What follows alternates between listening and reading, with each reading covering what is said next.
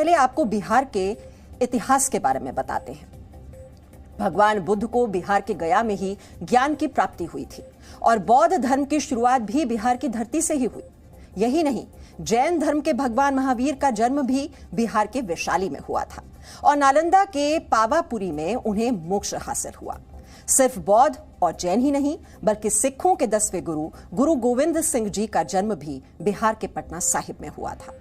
इसी बिहार की धरती पर सीता जी का भी जन्म हुआ। बिहार के सीतामढ़ी में आज भी सीता जी का जन्म स्थान है, जहां एक भव्य मंदिर है। देश का सबसे पुराना हिंदू मंदिर मां मुंडेश्वरी भी बिहार के कैमूर में है। कहा जाता है कि इसी जगह पर मां दुर्गा ने शुंभ निशुंभ के सेनापति चंड और मुंड का वध किया था। दुनिया को शून्य देने वाले आर्यभट्ट का जन्म स्थान बिहार का पाटलिपुत्र यानी आज का पटना ही माना जाता है। बिहार को वाल्मीकि आश्रम के लिए भी जाना जाता है। कहते हैं कि रामायण के रचयिता महर्षि वाल्मीकि ने इसी आश्रम में अपना कुछ समय बिताया था। उनके नाम पर ही इस जगह का नाम भी वाल्मीकि नगर पड़ा था और आज ये बिहार के पश्चिमी चंपारण का हिस्सा है।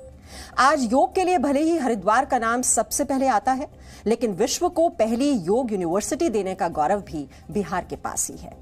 बिहार के मुंगेर जिले में वर्ष 1964 में सत्यानंद सरस्वती ने योग विश्वविद्यालय की स्थापना की थी। यही नहीं, दुनिया को लोकतंत्र का पहला पाठ बिहार ने ही पढ़ाया।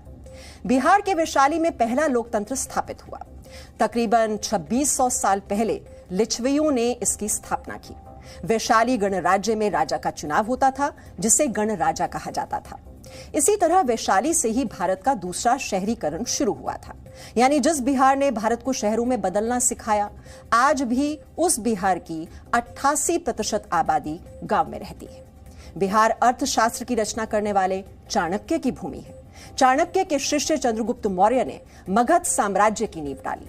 चंद्रगुप्त मौर्य के पोते अशोक सम्राट ने भारत के अलग अलग साम्राज्यों को जोड़कर एक किया और अखंड भारत पर राज किया और चाणक्य की वजह से ही पाटलिपुत्र से मगध साम्राज्य मजबूत हुआ।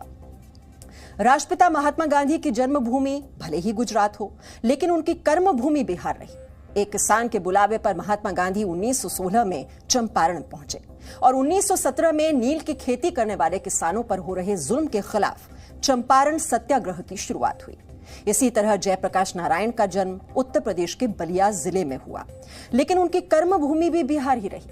पटना के गांधी मैदान से जेपी आंदोलन ने जो लहर पैदा की, उसने तत्कालीन इंदिरा सरकार को हिलाकर रख दिया था और उसी आंदोलन से आज कई नेता निकले हैं। इसी बिहार की धरती पर रामधारी सिंह दिनकर, फणीश्वर नाथ रेणु, बाण भट्ट और विद्यापति जैसे कवि हुए। ये वो सुनहरे पन्ने हैं जिस पर बिहार गर्व करता है। लेकिन